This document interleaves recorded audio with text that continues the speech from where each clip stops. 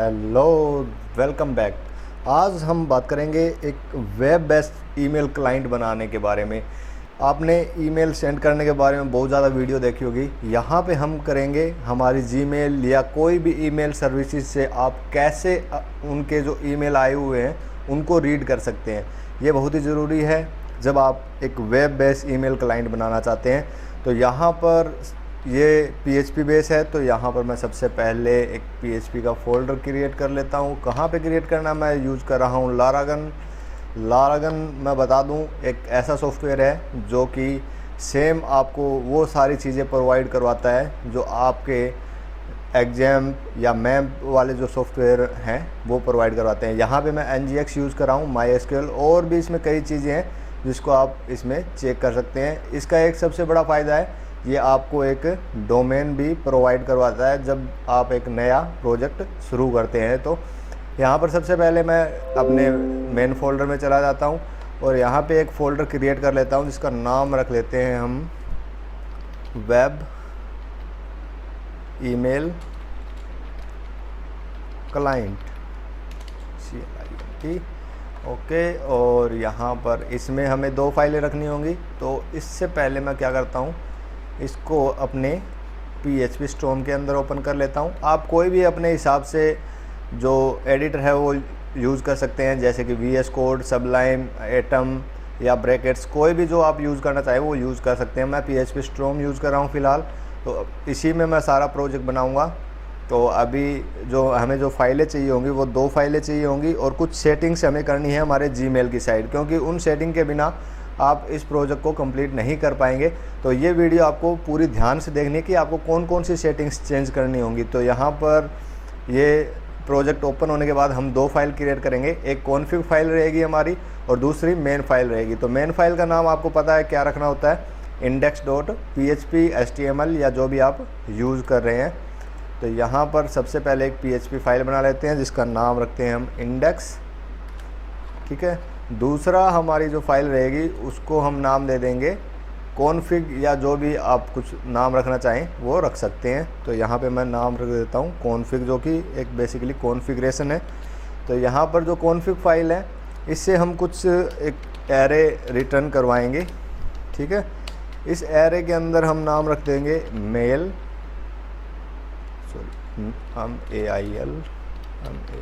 Mail, and इसके अंदर हमारा, क्योंकि कहीं से भी हमें अगर किसी भी ईमेल से हमें कोई मेल यहाँ पे एक्सट्रैक्ट करने हैं तो हमें उसके यूज़र नेम और पासवर्ड का पता होना ज़रूरी है। और यही सेम कंडीशन होती है जब हम किसी को मेल भेजते हैं किसी ईमेल आईडी के थ्रू। तो यहाँ पे आप अपना user email ID in full, ठीक है, आपको पूरा का पूरा ईमेल आईडी डालना है। ये नहीं है कि जैसे आप जीमेल का सर्वर यूज़ कर रहे हैं तो आपको सिर्फ आपका जो यूज़र नेम है वो ही डालना है, नहीं, उसके साथ में आपको @gmail.com या जो भी आप सर्विसेज यूज़ कर रहे हैं वो आपको पूरी डालनी होगी। तो इसके बाद में हम लिख देंगे यहाँ पे पासवर्ड। तो ये हो जाएगा हमारा ईमेल आईडी पासवर्ड, ठीक है। इसको मैं चेंज कर लूँगा, जो मैं सर्वर यूज़ कर रहा हूँ, जो मैं ईमेल आईडी जो यूज़ करूँगा उसके ईमेल का यूज़र नेम जो भी मेरी ईमेल आईडी है वो डालूँगा मैं यहाँ पर, और जो पासवर्ड है उसी ईमेल आईडी का वो यहाँ पे डालूँगा। तो आप अपने हिसाब से इसको चेंज कर लेना, जो भी आपका ईमेल आईडी और पासवर्ड है, ठीक है। अब यहाँ पर सबसे पहले हम करेंगे वेरिएबल क्रिएट करेंगे, परसेंटेज लग गया, इक्वल टू, यहाँ पे मैं रिक्वायर कर लेता हूँ। किस फाइल को रिक्वायर करना है मुझे, कॉन्फ़िग फाइल को। तो इसमें जो हम रिटर्न कर रहे थे वहाँ से वो सारा का सारा जो एरे है वो इस डाटा के अंदर आ गया है, ठीक है। इसके बाद में आपको एक चीज़ ध्यान रखनी है, इसमें हम यूज़ कर रहे हैं एक IMAP का जो एक्सटेंशन है, जो PHP का एक्सटेंशन है वो यूज़ कर रहे हैं। लारागन का सबसे बड़ा फ़ायदा क्या है कि इसमें आपको ज़्यादा सेटिंग्स नहीं करनी पड़ती। तो लारागन में यहाँ पे जाएंगे हम PHP में, और एक्सटेंशन में यहाँ पे जो IMP का ऑप्शन है इसको मैंने पहले ही चेक कर दिया था। तो यहाँ पर आप इसको चेक कर लीजिए, अगर आप ये यूज़ कर रहे हैं लारागन सॉफ्टवेयर तो आप इसको चेक कर सकते हैं। यहाँ पर डायरेक्टरी एक्सटेंशन दिया गया है, जैसे कि जहाँ पर भी आपका PHP इंस्टॉल्ड है वहाँ पर आपको ये चीज़ दिखाएगा कि आपके जो PHP की कॉन्फ़िगरेशन में ये सर है या नहीं। जैसे कि यहाँ पर अगर थोड़ा सा इसको मैं बड़ा करूँ, शायद आपको दिखाई दे, ये यहाँ पर आप देख सकते हैं PHP IMAP.dll। तो ये एक्सटेंशन अभी मेरे सर्वर के साथ कॉन्फ़िग हुआ आया था। और इसके अलावा आप एक इसकी फ़ाइल है php.ini फ़ाइल, जो कि कॉन्फ़िगरेशन फ़ाइल है, इसके अंदर भी इसको ऑन कर सकते हैं। तो यहाँ से अगर मैं इसको चेक करूँ तो यहाँ पे मुझे ये एक्सटेंशन के सेमीकोलन का साइन, इसको आपको हटाना है और उसके बाद में अपनी फ़ाइल को सेव कर देना है और अपने सर्वर को रिस्टार्ट करना है। ये ध्यान रखना है आपको, अपने सर्वर को ज़रूर रिस्टार्ट करना है। अगर सर्वर रिस्टार्ट नहीं करेंगे तो ये एक्सटेंशन लोड नहीं होगा। तो ये बात आपको ध्यान रखनी है। इसके बाद में हमें क्या करना है, जो IMAP के जो हमें एक्सटेंशन के जो मेथड्स मिलते हैं, जो फंक्शन मिलते हैं, उनको हमें यूज़ करना है। तो सबसे पहले मैं यहाँ पे कुछ मेथड बता देता हूँ जो कि हम यूज़ करेंगे। तो यहाँ पे हम यूज़ करेंगे IMAP_open। ये हमारा फर्स्ट मेथड है जो कि हमारा सर्वर लेगा और यूज़र नेम और ईमेल का पासवर्ड। ठीक है, तो यहाँ पर ये 3 चीज़ें लेगा बेसिकली, जो सर्वर जहाँ से हम हमारा ईमेल फेच करना चाह रहे हैं, दूसरा यूज़र नेम लेगा जो कि हमने यहाँ पे कॉन्फ़िग फाइल में ऐड किया था, और तीसरी चीज़ लेगा ये पासवर्ड, ताकि वो उसको एक हैंडल ओपन कर सके। तो यहाँ पर IMAP ओपन, यहाँ पे एक कनेक्शन ओपन कर देगा, जिससे हम जो फर्दर जो चीज़ें करनी है उसमें यूज़ कर सकते हैं। जैसे कि FTP वगैरह यूज़ करते हैं तो वो सेम चीज़ें यहाँ पे रहती है। दूसरा यहाँ पे है IMAP_headers।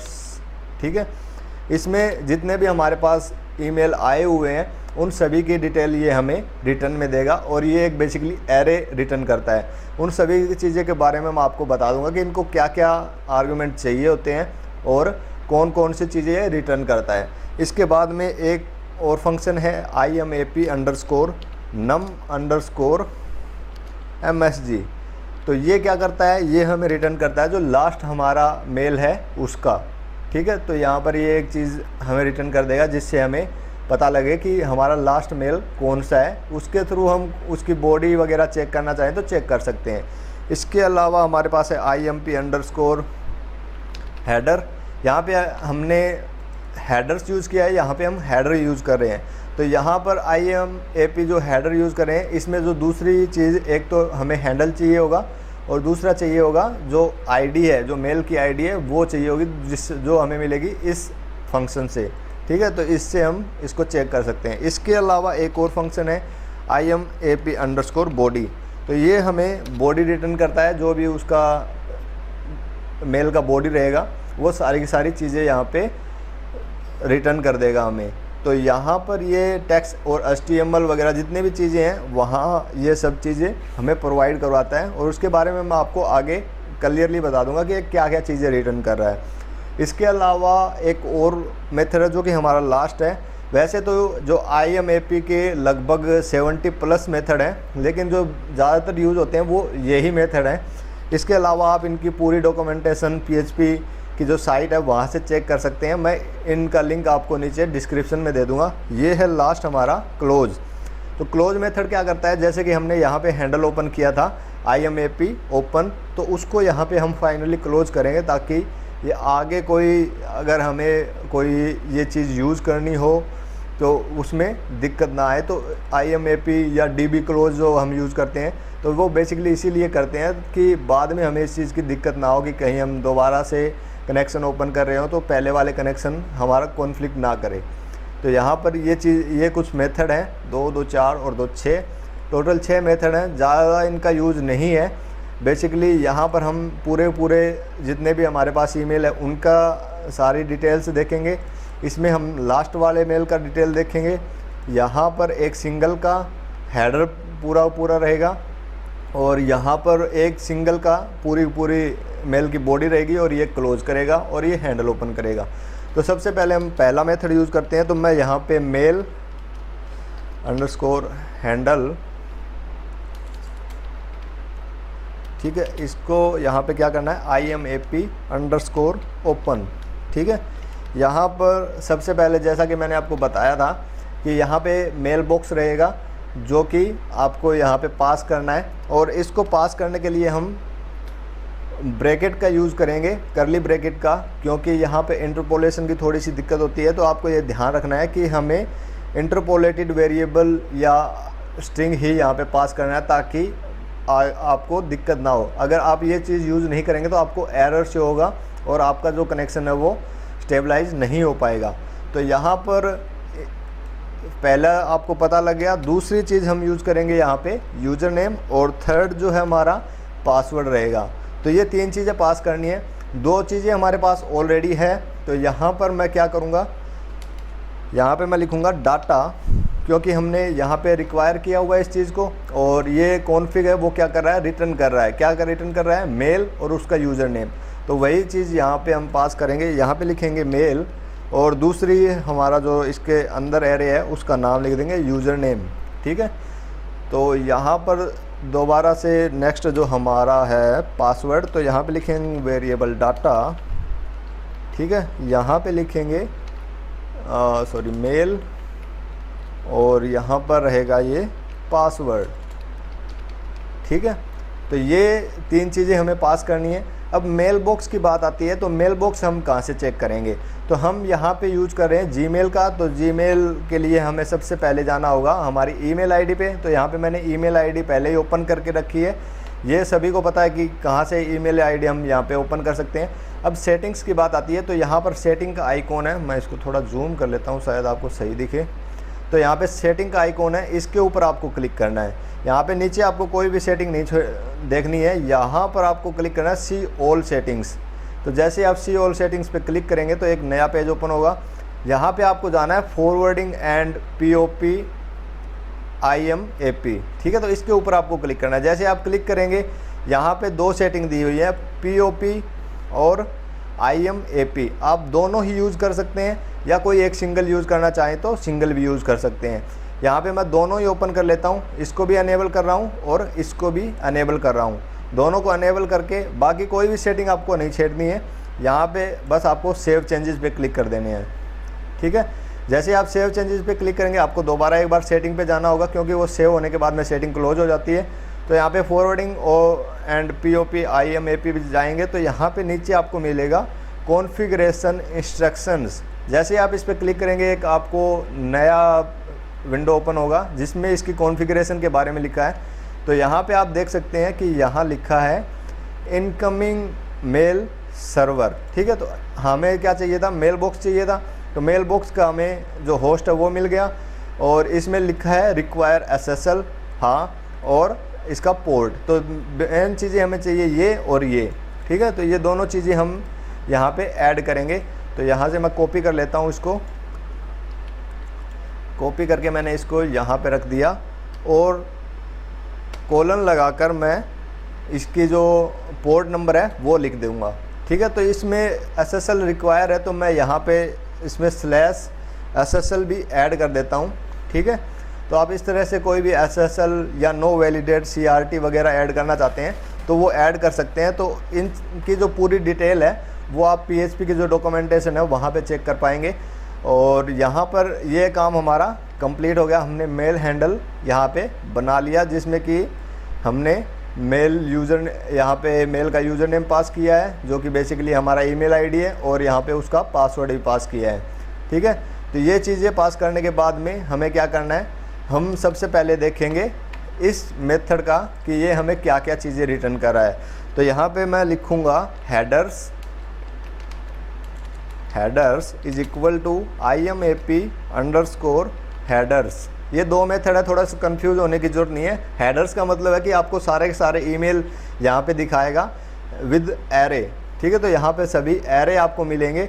और हेडर का मतलब है यहाँ पर आपको एक सिंगल जो आपने वहाँ पे आईडी पास की है उस ईमेल की, वो ही आपको शो करेगा। तो यहाँ पे हेडर्स आपको सिलेक्ट करना है, और हेडर्स में आप यहाँ पे चेक करेंगे तो ये हमें रिटर्न करेगा एक array of string formatted with header info, जो हेडर इन्फो के साथ में यहाँ पर रिटर्न करेगा। और यहाँ पर ये जो लेगा वो सिर्फ एक ही पैरामीटर है, जो कि हमने यहाँ पे ये हैंडल बनाया है, जो कि सोर्स है, जो हमारा कनेक्शन है।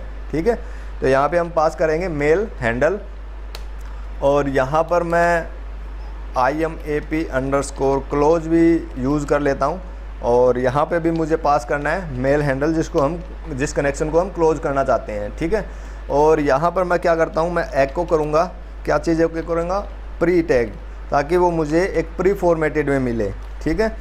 और यहाँ से मैं थोड़ा इसको डुप्लीकेट करके इसको क्लोज कर देता हूँ। तो इसके बीच में जो भी मैं लिखूँगा वो एक प्री फॉर्मेटेड फॉर्म में आएगा।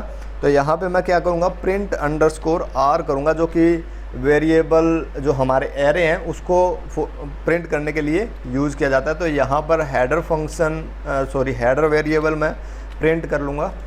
तो यहाँ पे ये मेरा काम हो गया है कि जो मेरा जिस भी इस ईमेल आईडी पर इस यूज़र नेम और पासवर्ड के थ्रू मेरा जो भी मेल, जितने भी मेल आए हैं वो यहाँ पे मुझे एक एरे की फॉर्म में मिल जाने चाहिए। तो मैं एक बिहाइंड द सीन अपनी कॉन्फ़िगरेशन कर लेता हूँ, और आप भी अपनी कॉन्फ़िगरेशन जो यहाँ पर यूज़र ईमेल है और यूर ईमेल पासवर्ड है, आप इसको कॉन्फ़िगर कर लीजिए। तो मैंने अपना ईमेल आईडी और ये सारी चीज़ें सेटअप कर ली है। अब इसको टेस्ट करने की बारी है, तो इसको टेस्ट करते हैं। यहाँ पर मैं जाता हूँ अपने ब्राउज़र में, यहाँ पे मैं लिखूँगा लोकल होस्ट। सेम अगर आप एग्जाम वगैरह यूज़ कर रहे हैं तो वो भी आपका लोकल होस्ट ही रहता है। और यहाँ पे हमारा जो फोल्डर का नाम था वेब क्लाइंट कुछ करके, वेब ईमेल क्लाइंट, ठीक है। तो इसको ओपन करेंगे, यहाँ पे ओपन हो रहा है, अभी थोड़ा टाइम लेगा। तो यहाँ पे कुछ एरर आ रहा है, ईमेल IMAP ऑथेंटिकेशन फेल्ड, ठीक है। तो यहाँ पर मैं इन एरर को आपको इसलिए दिखा रहा हूँ कि अगर आपको ये चीज़ें, अगर आपको इसकी प्रॉब्लम होती है तो कैसे आपको सोल्व करना है। तो यहाँ पर ऑथेंटिकेशन फेल्ड आ रहा है। जीमेल का एक फीचर है, यहाँ पर आपको इसकी जो अकाउंट की कॉन्फ़िगरेशन करनी पड़ती है कि आप जो लेस सिक्योर ऐप है उनको भी यहाँ पे रन करना चाहते हैं या नहीं करना चाहते। तो यहाँ पर जितनी भी हमने अभी तक कोडिंग की है उसमें कोई दिक्कत नहीं है। तो आपको ये सोचने की ज़रूरत नहीं है कि आप में अगर ये वाली चीज़ें एरर आ रही है, जैसे टू मैनी लॉगिन फेलियर्स वगैरह, ऑथेंटिकेशन फेल्ड, तो अगर ये चीज़ें आ रही है तो आपको क्या करना है, आपको जो इसकी लेस जो सिक्योर ऐप वाली जो सेटिंग है उसको चेंज करना है। तो यहाँ पर क्या करना है, आपको यहाँ पे इस पर आपको क्लिक करना है। जैसे आप क्लिक करेंगे यहाँ पे मैनेज यूर गूगल अकाउंट पे आपको जाना है। जैसे आप इसके ऊपर जाएंगे तो यहाँ पर आपको सिक्योरिटी नाम से एक टैब मिलेगी। मैं थोड़ा सा जूम कर लेता हूँ ताकि आपको सही दिखाई दे।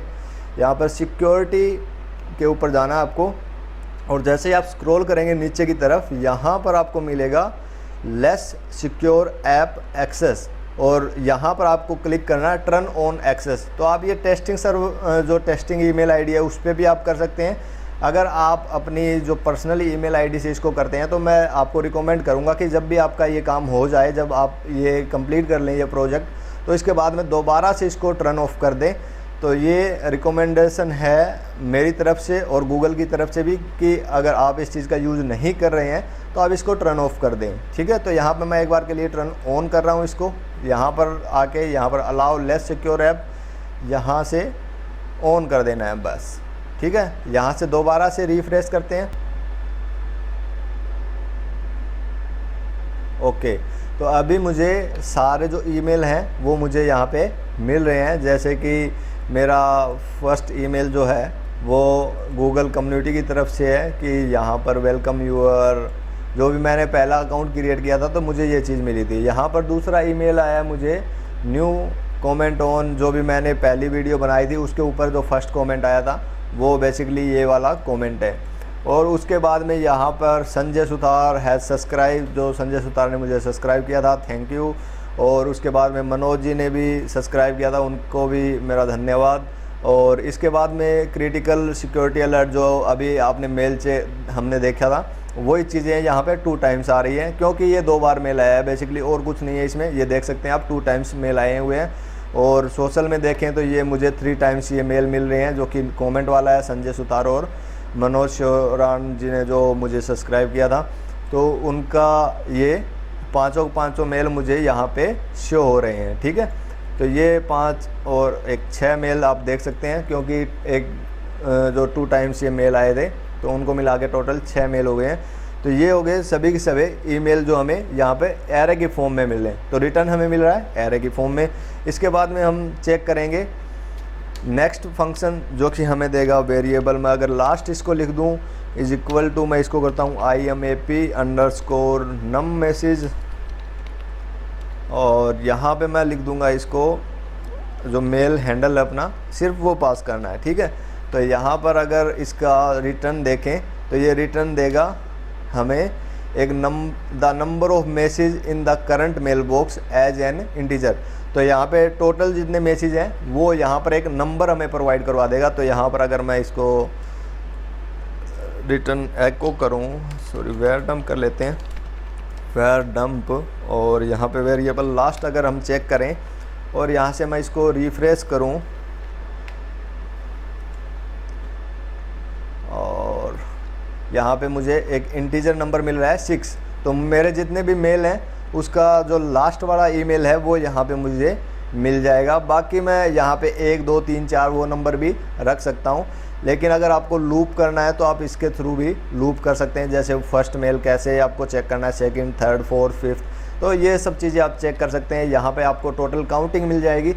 और यहाँ पे मैं वेयर डंप की जगह अभी क्या करेंगे, हम सिंगल हेडर वाला यूज़ करेंगे। तो यहाँ पे मैं लिखता हूँ सिंगल मेल, ठीक है, mail equal to IMAP underscore, और यहाँ पे हेडर्स की जगह अब हम यूज़ कर रहे हैं हेडर।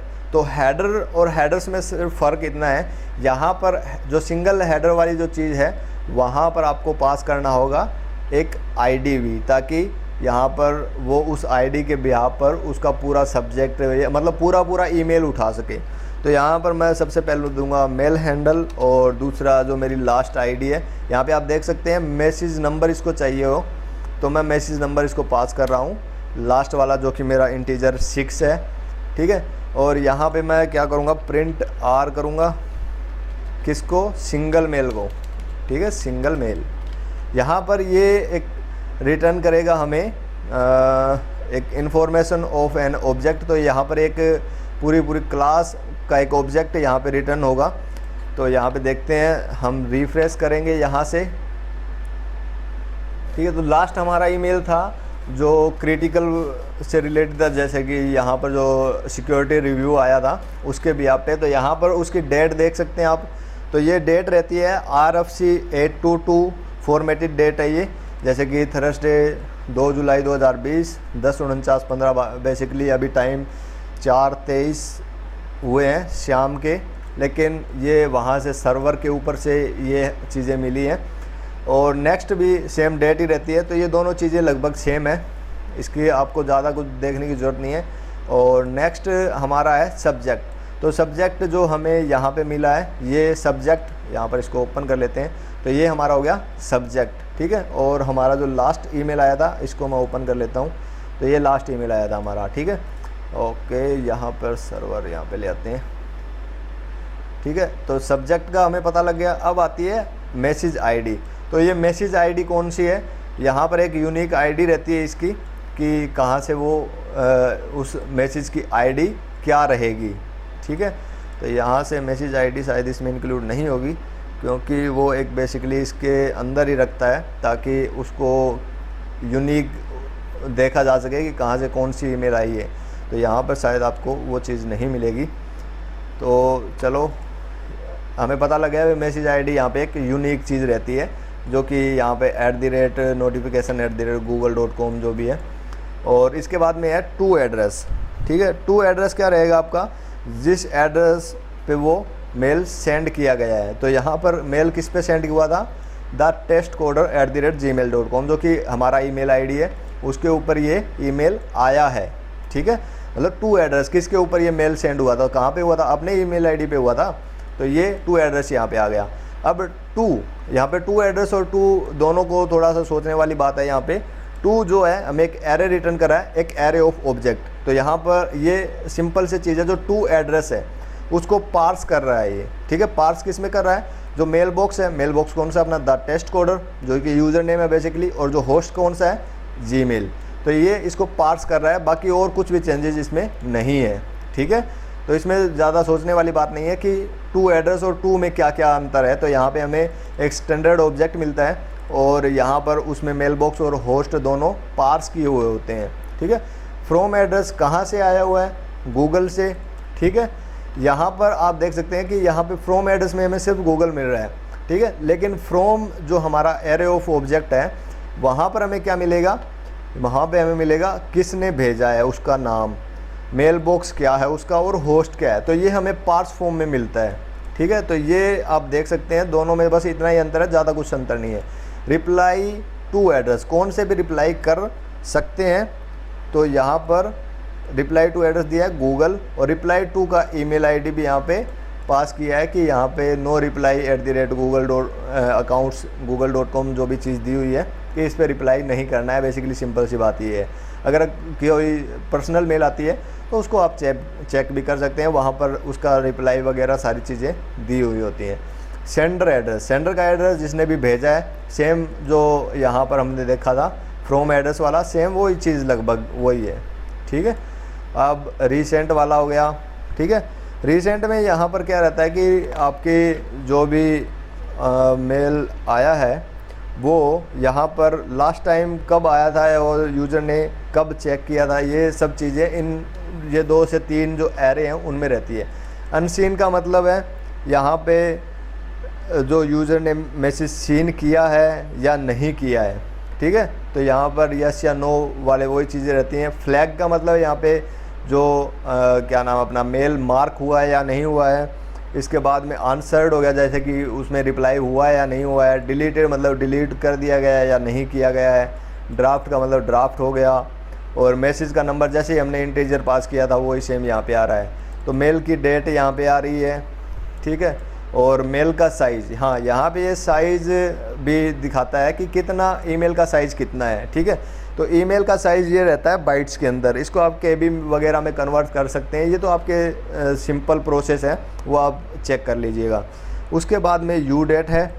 यू डेट में क्या होता है, यूनिक्स टाइम स्टैम्प देता है वो मैसेज की डेट का, ठीक है। तो ये सब चीज़ें एक आपको सिंगल उसमें मिलती है, ठीक है।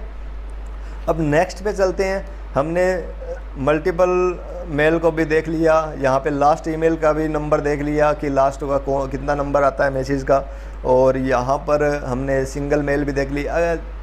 और अब हम बात करेंगे हमारे नेक्स्ट फंक्शन की, जो कि है email body, sorry IMAP body, ठीक है। तो यहाँ पर मैं कहूँगा single underscore mail underscore body, ठीक है। इसको इक्वल टू रखेंगे IMAP अंडरस्कोर बॉडी, और इसमें हम पास करेंगे, सबसे पहले हमें देना पड़ेगा सोर्स या जो हैंडल है हमारा वो, और दूसरे हमें मैसेज नंबर देना होगा जो कि हमने यहाँ पे लिखा था, ये IMAP अंडरस्कोर नम मैसेज। तो हमें यहाँ पे मिलेगा इंटीजर 6। तो यहाँ पे हम इसको या तो बाय डिफ़ॉल्ट इसको मैं पास कर सकता हूँ, और या यहाँ पे हम फैच कर सकते हैं। तो इस तरह से हम क्या करेंगे, उस ईमेल की पर्टिकुलर ईमेल की बॉडी हम यहाँ पे गेट कर लेंगे, और यहाँ पर इसको मैं यहाँ पे प्रिंट कर लूँगा। तो यहाँ पर ये चीज़ें आपको कंफर्म हो जाएंगी कि हमें क्या क्या चीज़ें देनी है यहाँ पे और क्या क्या चीज़ें मिल रही हैं। तो यहाँ पे ये चीज़ देख सकते हैं आप, यहाँ पे सबसे पहले हमें हैंडल दिया है, उसके बाद में उस मैसेज की ID दी है या नंबर दिया है, जो भी नंबर है, और उसके बाद में ऑप्शन भी यहाँ पे दिया जाता है, लेकिन वो ऑप्शनल है, उसको देखने की ज़रूरत नहीं है। यहाँ पर जो इसका रिटर्न होगा वो एज ए स्ट्रिंग होगा। तो यहाँ पर आप देख सकते हैं, यहाँ पर प्रिंट आर करने के बजाय आप एको भी कर सकते हैं। तो यहाँ पर एक बार प्रिंट आर ही कर लेते हैं, रिफ्रेश करेंगे तो यहाँ पे लास्ट हमारा जो था ईमेल ये है। तो यहाँ से हम चेक करेंगे तो यहाँ पर हमें ईमेल मिल रहा है, उसका कंटेंट टाइप वगैरह, और जो कंटेंट ट्रांसफ़र की एनकोडिंग है बेस 64 है। बेस 64 के बारे में भी एक वीडियो मैं लेके आऊँगा, क्योंकि ये जब आप जावास्क्रिप्ट से कुछ फ़ोटो वगैरह सेंड करते हैं तो उस दौरान इसका यूज़ किया जाता है। और ये जब मैंने इसको स्टार्ट किया था करीबन 2017 में, तो मुझे ये प्रॉब्लम आई थी उस दौरान। उसके बाद में मैंने कई बार इसका यूज़ किया है, तो उसके बारे में भी मैं एक वीडियो में बात करूँगा। तो यहाँ पर उसकी पूरी बॉडी यहाँ पे आप चेक कर सकते हैं कि क्या क्या चीज़ें आपको उसके बॉडी में लिखी गई है, ये सारी चीज़ें यहाँ पे चेक कर पाएंगे। एनकोडिंग टाइप हो गई और उसका कंटेंट टाइप क्या है, वो सारी चीज़ें आप चेक कर सकते हैं, ठीक है। तो ये एक हमने मेल सर्वर बनाया है जो कि सिंपल हमने जीमेल से जितने भी ईमेल हैं उनको फैच किया है। तो ये चीज़ें आप चेक कर सकते हैं कि कैसे आपको इसको बनाना है, कैसे आप अपना खुद का एक वेब बेस्ड ईमेल क्लाइंट बना सकते हैं, क्योंकि कई बार प्रोजेक्ट में ऐसी डिमांड आ जाती है कि आपको जितने भी हमारे ईमेल हैं उनको फैच करना है। तो अगर आपको ये वीडियो हेल्पफुल लगती है तो आप हमारे चैनल को ज़रूर सब्सक्राइब करें। तो आज की वीडियो में बस इतना ही। Bye bye.